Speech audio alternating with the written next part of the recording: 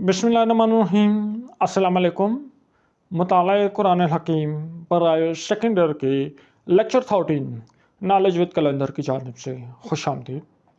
बच्चों, आज के इस लेक्चर में हम रकू नंबर 12 सूरह निसा के रकू 12 जो कि आयत नंबर 88 ता 91 पर मुश्तमिल है।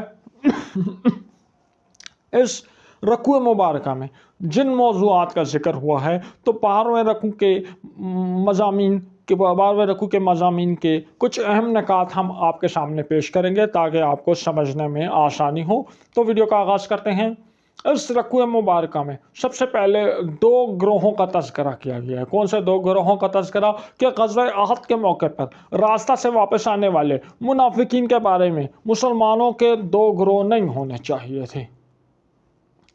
इनकी सारी हमदर्दियाँ, वो जो मुनाफिकीन जो जंग से वापस आ गए हैं, इनकी सारी हमदर्दियाँ कफ़ार के साथ थी और मुसलमानों के दो ग्रोह इनके बारे में नहीं होने चाहिए थे।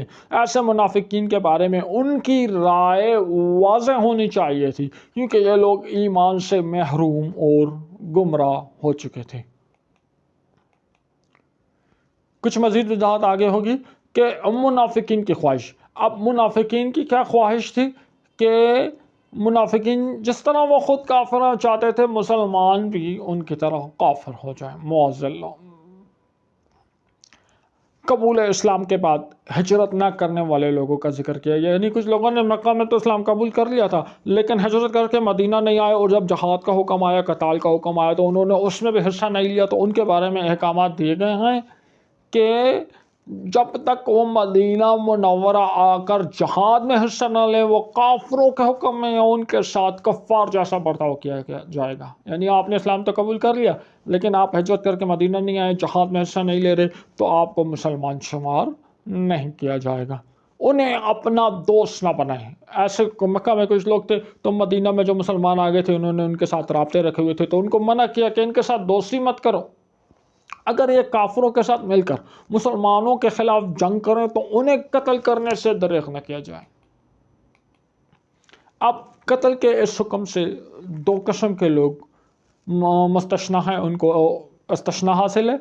जो किसी ऐसी कौम के पास जाकर पनाह ले लें जिनके मुसलमानों के साथ सुलह अमन का मुआहदा हो। यानी मुसलमानों ने कौम के साथ सुलह अमन का मुआहदा किया, ये लोग उस कौम में चले जाएं पनाह ले लें तो इनको जो उस वक्त आपने इनको कत्ल नहीं करना है। वो लोग जो जंग से बेजार हैं, यानी जो ना तो मुसलमानों के साथ जंग में शामिल हो रहे हैं ना कफ़ार के साथ जंग में शामिल हो रहे हैं, वो जंग में हिस्सा नहीं ले रहे, बेजार हैं, तो ऐसे लोगों को भी कत्ल करने के हुक्म से इस्तस्ना हासिल है।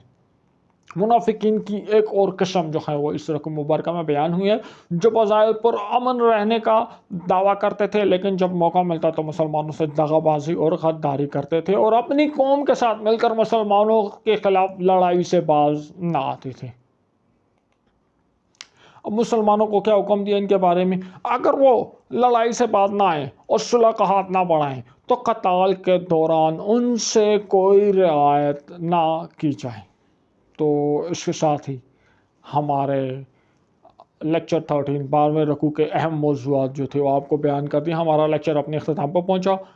अगले लेक्चर में इंशाल्लाह इस सबक की जो मश्क है वो हम हल करेंगे। जो सवालात हैं उनके बहुत आसान और वाज़ा जवाब आपको देंगे और उसके बाद सबक नंबर 4 या सबक नंबर 5 उसकी तरफ जाएंगे। वीडियो पसंद आई है उसको लाइक करें, अपने दोस्तों के साथ शेयर करें और हमारे चैनल को सब्सक्राइब करें। अपना फीडबैक ज़रूर दीजिए। नेक्स्ट वीडियो में मुलाकात होगी। अपना ख्याल रखिएगा। अल्लाह हाफ़िज़।